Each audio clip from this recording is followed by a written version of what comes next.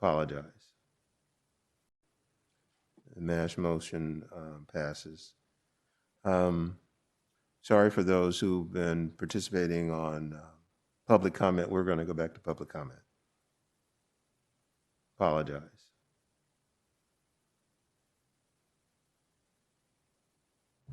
Hi, caller, you're on the line. You have 2 minutes to speak.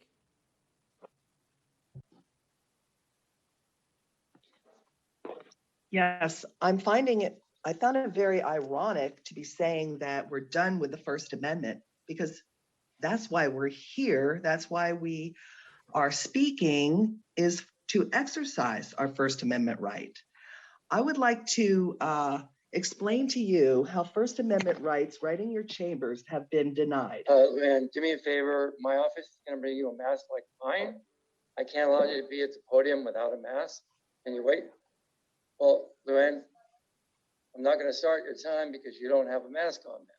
I'm sorry. I'll bring you a mask like the one that I have, which is more comfortable. If you wouldn't mind, would you mind sitting down? Would you mind sitting down? Man, I'm going to ask you to either put on a mask or you're going to have to leave.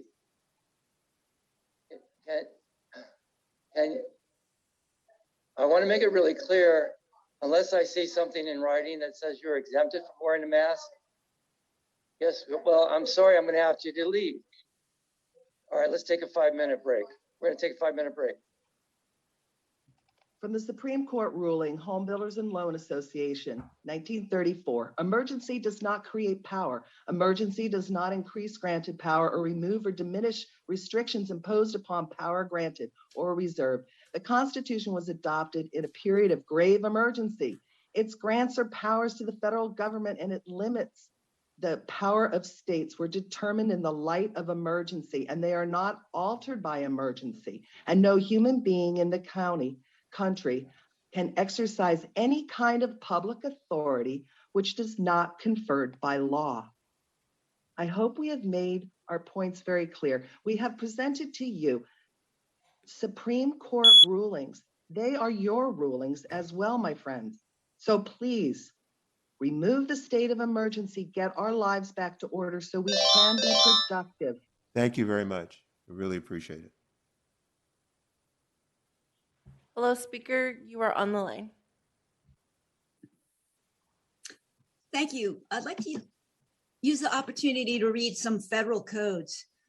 Title 18 U.S.C. Section 242, deprivation of rights under color of law reads, whoever under color of any law, statute, ordinance, regulation, or custom willfully subjects any inhabitant of any state, territory, or district to the deprivation of any rights, privileges, or immunities secured or protected by the Constitution or laws of the United States, or two, different punishments, pains, or penalties shall be fined not more than $1,000 or imprisoned not more than 1 year or both, and if death results, shall be subject to imprisonment for any term of years or for life.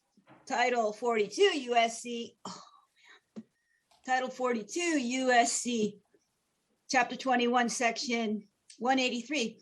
When two or more persons conspire to use force, intimidation, or threat, or to injure a person and deprives them of their rights and privileges as a United States citizen, the party injured may have an action for the recovery of damages occasioned by such injury or deprivation against any one or more of the conspirators.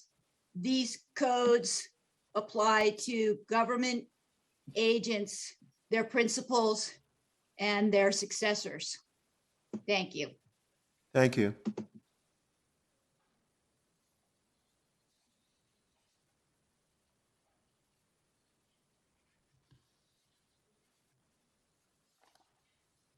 Hi, speaker, you're on the line. You have 2 minutes.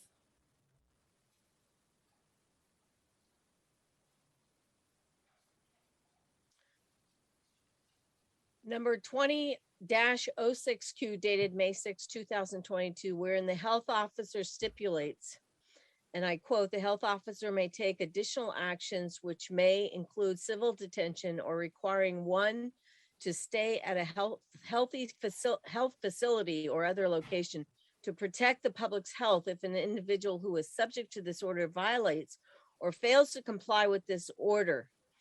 The violation of this order is also a misdemeanor punishable by imprisonment, fine, or both.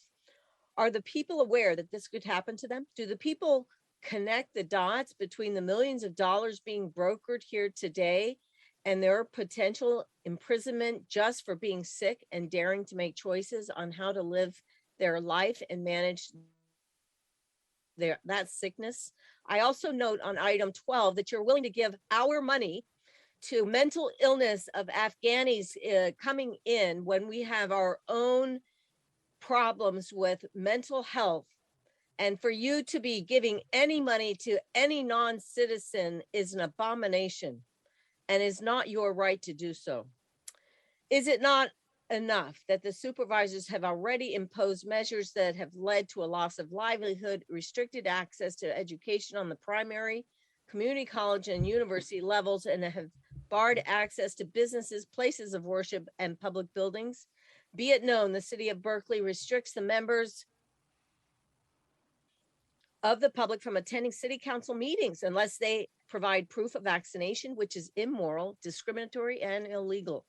As we see today, the county is reducing itself to cannibalizing its own constituents in order to receive lucrative contracts that in turn attempt to provide services to the ever increasing injured and traumatized, while promulgating and continuing these orders, policies, and decisions. Thank you very Further- much. Hi, Carol, you're on the line. Thanks. Carol, you're still on mute. Okay, can you hear me now? Yes, we can. Okay, thank you for continuing this. I'm going to continue the reading of the notice and demand. The control of COVID-19 number 20-06Q dated May 9th, 2022, wherein the health officer stipulates, and I quote, "The health officer may take additional actions which may include civil detention or requiring one to stay at a health facility or other location to protect the public's health if an individual who is subject to this order violates or fails to comply with this order. Violations of this order is also a misdemeanor punishable by imprisonment, fine, or both." Are the people aware that this could happen to them? Do the people connect the dots between the millions of dollars being brokered here today and their own potential imprisonment just for being sick and daring to make choices on how to live their life and manage that sickness?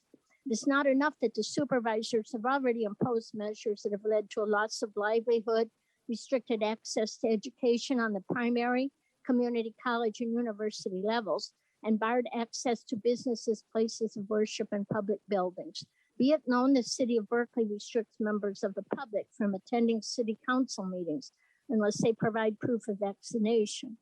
The following are by category a list of harms and damages created by the measures this board has taken, including, but not limited to, masking, shelter in place, stay at home, PCR testing, and COVID-19 gene therapy injections. It is clear that mask wearing has numerous negative impacts on human health. These impacts are observable, measurable, and well documented. Given this, the Alameda County Health Department has demonstrated negligence in failing to consider that prolonged mask wearing can cause